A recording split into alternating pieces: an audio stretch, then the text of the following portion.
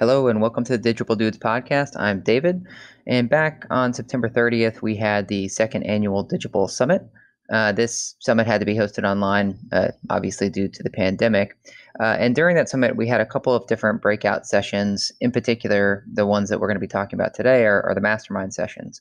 So these Mastermind sessions were hosted by a Digible employee. We had small breakouts with attendees, and they covered varying topics from budgeting, marketing, attribution, ILS, things like that.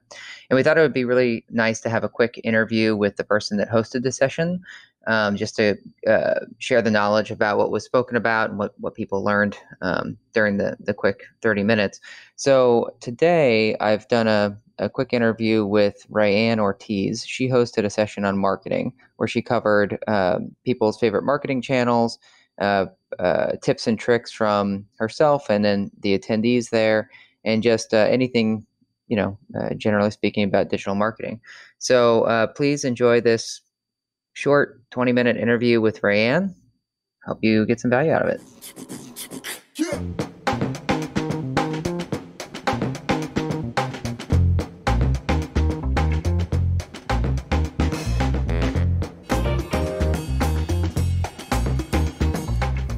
Okay, I'm David, and I'm here with RayAnn Ortiz.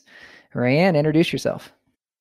Hi, everybody. I'm RayAnn. I work at Digible. I'm an account manager. I've been here for almost a year now.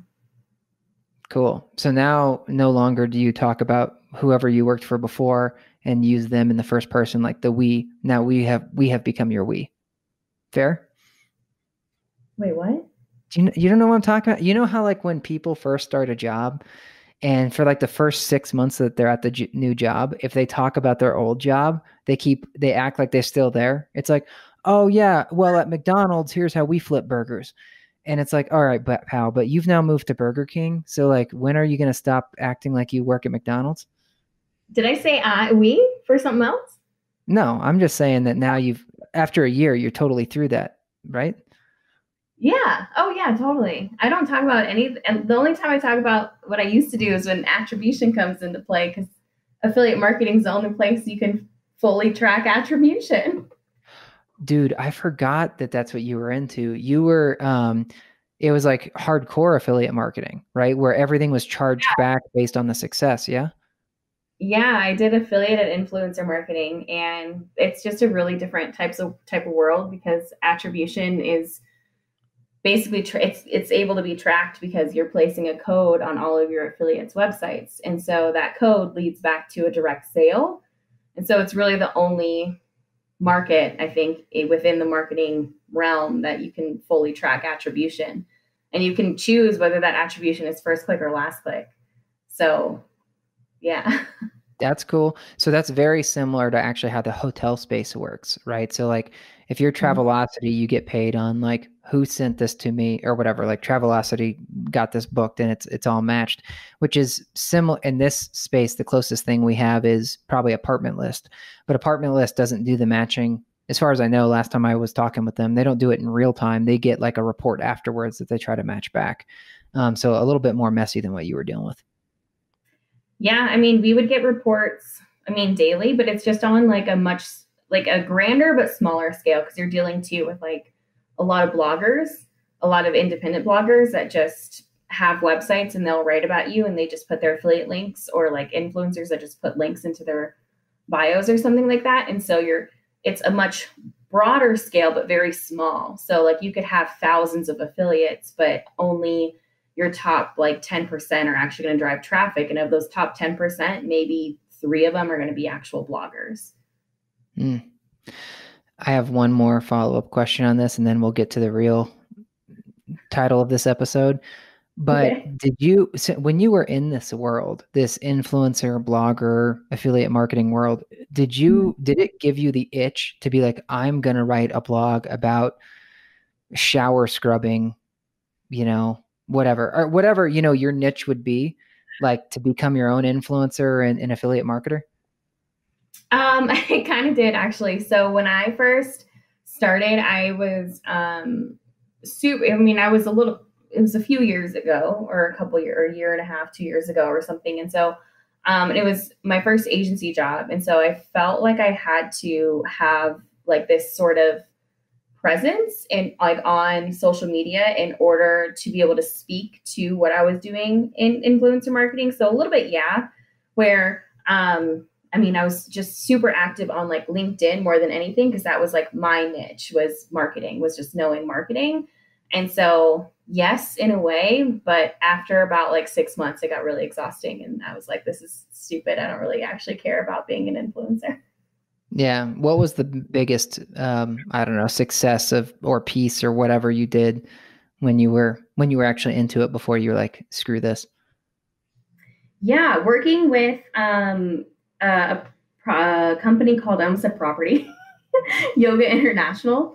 So that was probably my biggest success. We just had really good turnout. So influencer marketing, you don't get like click-through rates are basically non-existent. Like it's all about brand lift and brand engagement. And then that was just kind of one campaign that we ran that we just like hit it out of the park. We blew through the roof. Like we increased like their conversion rate a whole lot by using just like a handful of micro influencers. So that was probably one of the coolest ones that I worked with. But we worked with a bunch of cool companies, a few yoga companies, which is kind of funny. And then one of my favorite companies we worked with was called Omaze, and they're a charity type organization. So they're almost like a middleman, like a charity middleman. So what they do is they offer experiences. So it could be like camping or like going to like those huts in like Netherlands that you can see the, what's it called? The Northern Lights, or celebrity, or having tea with like Hillary Clinton was one of them. So they offer experiences, and what you do is consumers enter into a raffle. So they donate like a minimum of $25 to enter themselves into a raffle. And then that raffle money, basically that goes to the nonprofit of choice for that raffle. So if you're having tea with Hillary Clinton, there'd be a specific nonprofit that they would partner with for that. And if you wanted to win that experience, you would enter into that raffle. And then whoever, like they would raise however much money for that nonprofit. And then if you won, you won. So it's just kind of like you're donating to charity and you have the chance for this like super cool experience. Wow, that is cool. Well, you touched a lot of different types of companies there. And by the way, like if I ever get the chance, it would be killer to do tea with Hillary or somebody, because one, I'm super into tea, but two, then when I make it, you made it because they pull out photos from you. They're like, David, you had tea with Hillary Clinton and she did something gross, and thus you're gross. That's how you know you made it. They're using pictures of you with other people to attack you as if, whatever. So. Yeah, you could always use it later. It was a cool company. It was awesome. I wish I could win something. They did like a whole Sprinter van, like a whole, people are like redoing them and like living in their vans and stuff. They did the whole giveaway of one of those. So you could totally live van life for like the rest of your life. It was awesome. Wow. Well, we need to sign Erica, our organic social person, up for that. She's been begging me. She's like, during COVID, Digible should buy a van so I can travel to these properties I'm doing organic social for and get a feel for their life. She's like #vanlife 2020 for herself personally on Digible's dime. That's not a bad idea. That's one of my goals next year too, is to try and shadow like a couple IMT properties because they're just so good at closing leads. I want to know what their property managers go through. Totally. Well, to stay on task here, you hosted a mastermind session at our summit, and your mastermind session was about, wait a minute, what the heck was your session about? Marketing? Marketing, just tips and tricks. Oh, marketing tips and tricks. Thank you. I was like, the whole damn summit was marketing, RayAnn. You had your own thing on that? Cool. All right. So give us your key takeaways with marketing tips and tricks based on the conversations you had. Yeah, definitely. A lot of the participants were super interested in what was going on Facebook and how some of their Facebook strategy had changed throughout 2020, especially with COVID and what they were trying to do in order to increase their engagement. So some of it in organic and then some of it in paid social.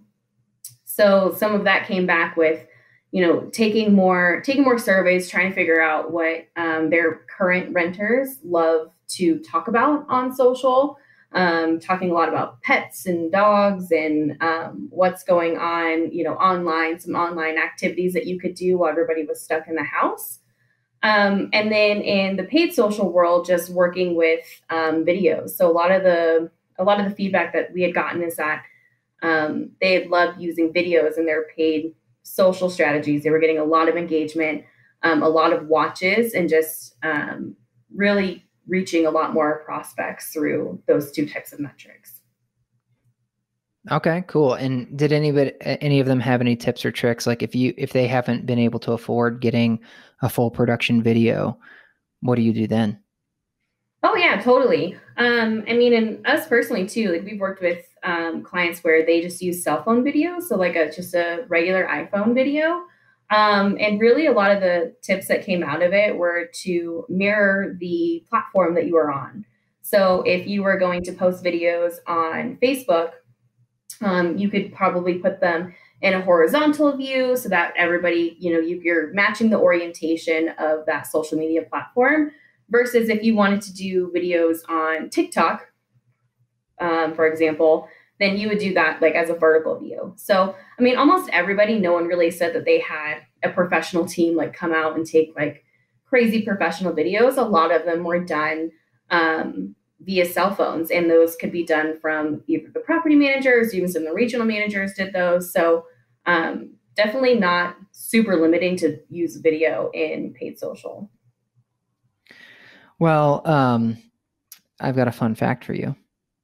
Did you know? Okay. Oh no. Let me guess. Let's trivia this. How many semi/professional influencers are there in the world? And the definition for semi/professional means someone that is earning more than half of their income from doing content generation or influencer work. It's probably going to be a higher number than what people would expect. How many are there? I'd say like 500,000. Yeah. So, there are 50 million influencers that are earning more than half their income. 50 million. See, I told you, way more. Yeah, way more. And from that, 2 million of them are significant. So 2 million, this is 100% their full-time gig. That's it. So there's 48 million that are doing it sort of like semi-professionally, where more than half their income comes from it. And that could be writing blogs, doing content generation, videos, influencer, whatever work. I only mention it because one of the things, there was a study that was done on this for venture capital, trying to like convince people to get more involved in making startups around influencers because of how big of a network there is now that it needs to be serviced. But what the study was saying is, hey, oh shoot, where the hell was I going with this?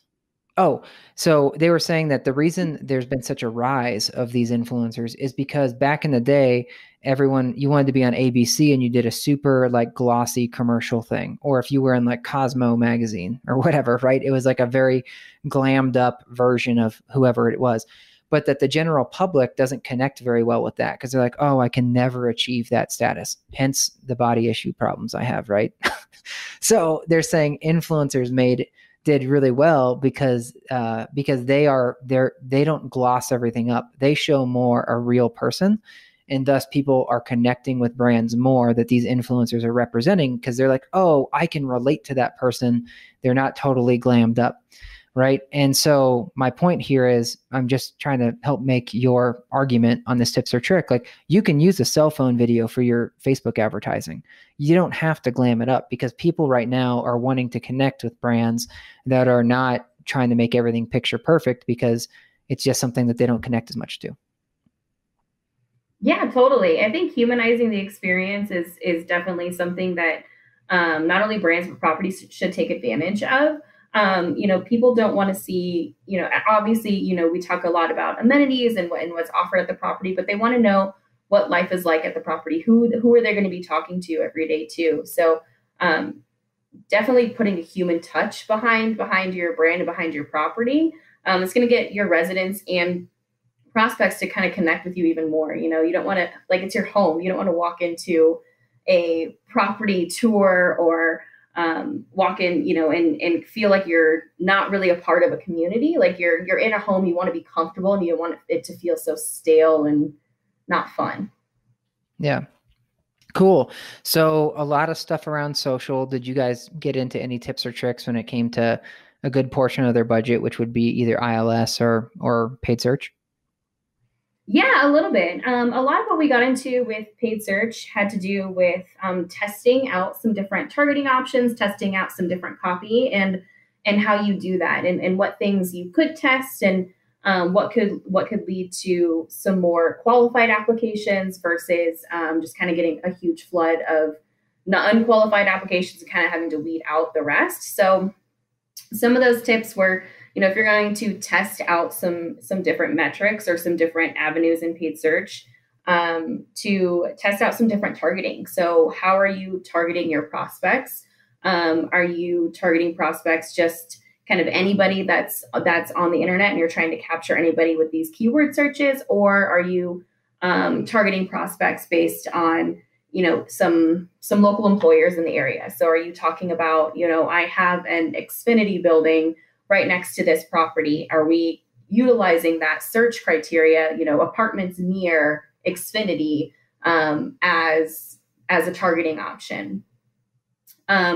Some others are adding some of your pricing into copy and headlines to talk about what your apartments are going to cost. So while that could deter some people from applying for your community, what that could do is just increase the quality of the traffic that you're going to get, because if they don't, you know, if they know they can't afford it, they're not going to click on your apartment and maybe move to the next one, which kind of saves you and your on-site team a lot more time. Yeah, what I like about that is what you're saying about running tests all the time, because people talk about A/B tests constantly, right? And it's funny because like Adam, our director of paid media, Reed had asked him before, like, hey, Adam, you know, we've run thousands of campaigns at this point. Why don't we just take all of the optimizations we've ever done on every campaign and start a fresh campaign with all of those optimizations? Meaning like for every new client, you automatically layer on, I don't know, 200 optimizations. And Adam's point, he's like, well, we do some of that. So at large, there's some things we do, like what you're saying, RayAnn, where it's like, okay, there's certain, there's a certain radius that's good for a certain like density of population or whatever. So we'll run with that. But what he says is we don't put every optimization on day one, because you never know like when the world has changed to say like, okay, it previously doing near Xfinity didn't work, but now doing near Xfinity does work, or vice versa. And so one of my tips here will be, let's say you've had a campaign that's been running for like a year or 2 years, and you're like, well, shoot, we've kind of done all the A/B tests. I would pose, start a fresh campaign, not like wipe the entire account, but start a fresh test where you remove most of those optimizations and see how that starts performing. Because maybe the world has changed. Something major culturally happened, or whatever, like economically in the area, or freaking COVID hit. And all those optimizations you did in 2019 that worked well, 2020 is a new bag. And it's all about relocators as opposed to people that are nearby. So anyways, just building on kind of what you're talking about there.